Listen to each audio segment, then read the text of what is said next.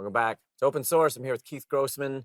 And again, if anyone doesn't know Keith, follow him across socials. This guy's speaking on different panels all the time, all around the world. He's being interviewed all the time. But you can tell why, because Keith, you really are. I don't want to say a genius, but maybe a genius. I don't know. Like the things that you've done, it's very very impressive. Okay, and so I look at you. I to pay attention. Full disclosure, like when you do something, I pay attention because I know this man does not do anything unless there's 85 reasons behind it. And I'll just figure out what those reasons are later. But let's talk about AI, right? AI is obviously, I don't know, the most disruptive technology in the world. Like, how disruptive do you view AI? So, look, I have a cartoon in my phone from the New Yorker, and it's these two robots whipping human beings into moving forward. And the caption between the two human beings is to think this all started with autocorrect, right? And the That's great.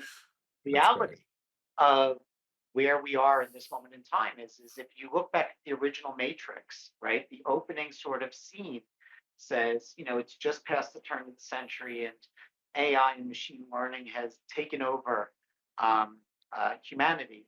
Um, I think that we are at a moment in time that is going to be extraordinarily disruptive. Mm, And for the first time ever, it's going to be a disruption that occurs amongst white collar employees, whereas almost every other previous disruption has occurred in more manual jobs, right? When you look at the agricultural revolution, the industrial revolution, and whatnot.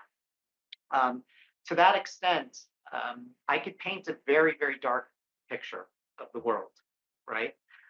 But I think it's important that you counter any dark picture of the world that you may have with the reality that the future is ultimately shaped by optimists, right? mm. And so, like for all the negative that I could push towards and say, like, this is where the world could be going, I could point to an equal amount of sort of optimistic futures.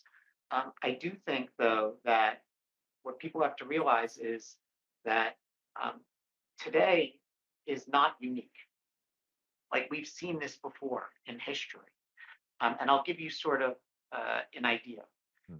Um, I I gave the commencement speech at my high school 2 years ago, and it was called "How to Navigate Change," and I posted it on um, LinkedIn, and it's "How to Navigate Change and Uncertainty."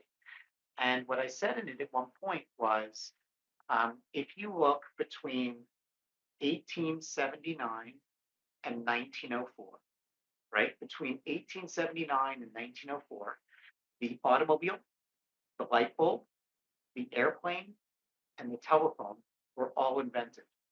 Okay, so picture that, Bobby, right? Between 1879 and 1904, the automobile, the light bulb, telephone, and the airplane were invented, Amazing. right? So if you died in 1878 and you were born in 1905, if you Mhm. died in 1878, you don't know any world of those four inventions, right?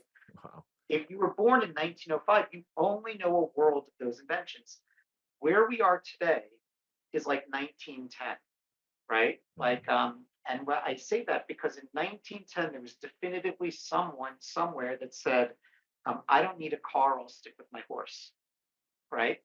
And like what we don't know is we don't know what the second order, third order, fourth order sort of magnitude of change that will take place from the innovations that are taking place today.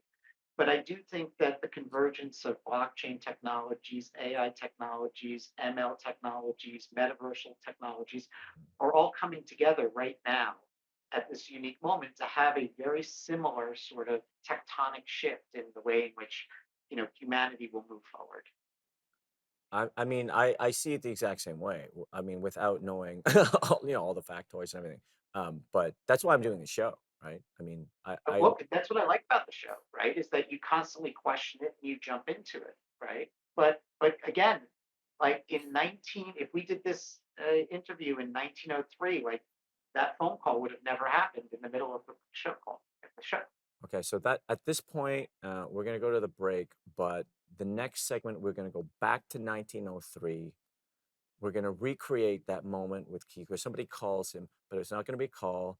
It's gonna be a pigeon. The pigeon's gonna run into his. It's gonna be a whole. Okay, I made it very weird. Keith, look, I appreciate your perspective. It's so interesting. We've got you for one more segment. And again, check Keith Grossman out. He's legit all across socials. Follow this guy. We got Keith Grossman here on Open Source.